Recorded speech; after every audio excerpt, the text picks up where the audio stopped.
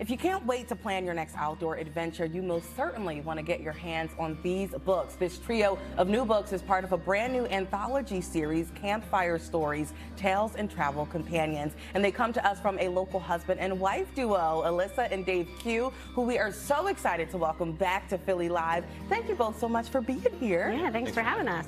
Absolutely. So first, just remind our viewers about your love of the outdoors and what brought you two together and how it sparked this book series.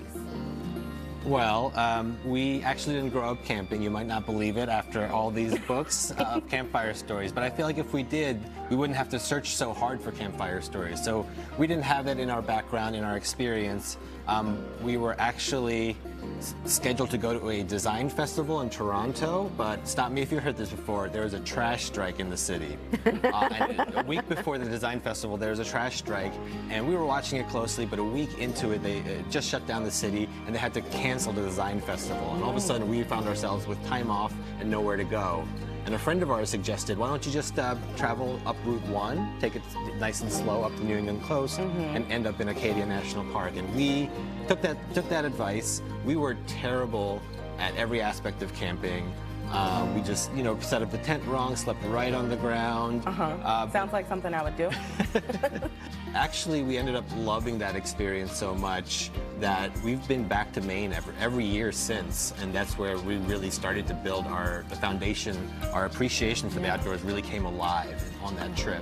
Well, it sounds like a wonderful, happy accident that led you to this trio of books. Yep. This time around, you actually are focusing on 3 places that our viewers could visit without boarding an airplane, which is great.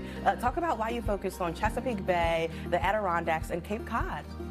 What we found was when we went on book tours to talk about our first 2 volumes, people were like, when are you going to come to my favorite beloved place? And we kept finding that if it didn't have a national park, we couldn't do it. And we thought, why are we limiting ourselves? There's so many amazing stories from so many other places across the country. So Adirondacks, you have amazing freshwater streams and lakes and mountains. Cape Cod, you have the stunning shorelines and saltwater marshes, and Chesapeake Bay. A lot of people go there for eating oysters and crabs and the charming small towns and looking out at the bay. But there's so much to discover about the outdoors and nature there and other ways that you can experience the bay. Now, what would you say is new and different about this new Tales and Travels companion series that may not be featured in the previous Campfire Stories books? The difference is that in addition to these stories, we have a travel companion section of the book, which Dave can show off a little bit. So this first part is going to be all the stories, and the hope is the same, that whether you visited 0 times or 100 times, that reading through these short stories will give you a deep understanding of why these places are special and why the people have worked so hard to fight for them. But also, this little section in the back, they point out and highlight places, places to go, places to camp that come up in the stories. No, if you could give us a few top recommendations of places to visit, some of your favorites out of these new books. Yeah. Hit us, tell us. I think that the goal, too, of having the guide is to give readers a way to experience what they're reading in the story.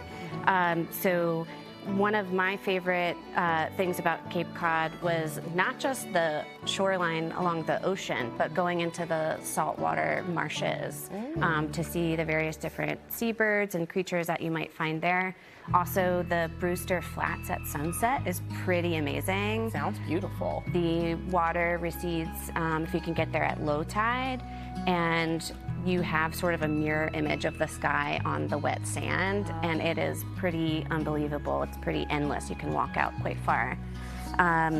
In the Chesapeake Bay, we highly recommend that people get out onto the water.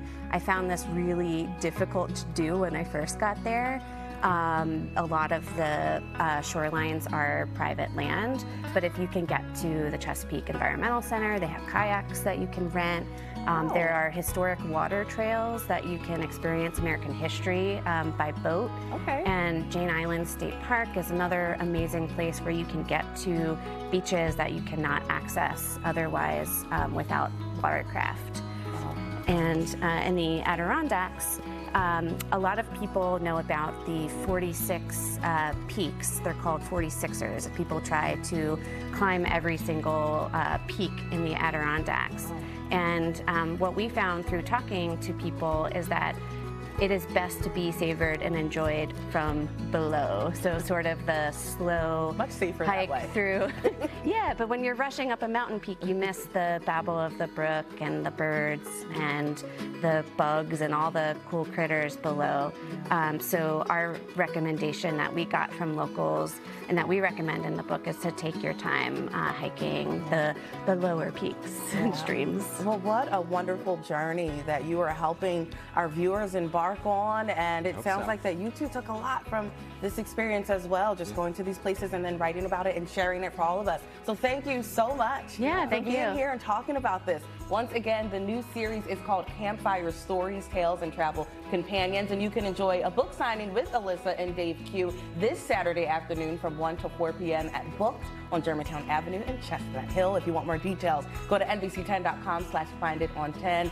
Once again, Ilyssa and Dave Kyu, thank you so much for being here on Philly Live Thank and sharing you. more of these stories. Thanks so much. Yeah.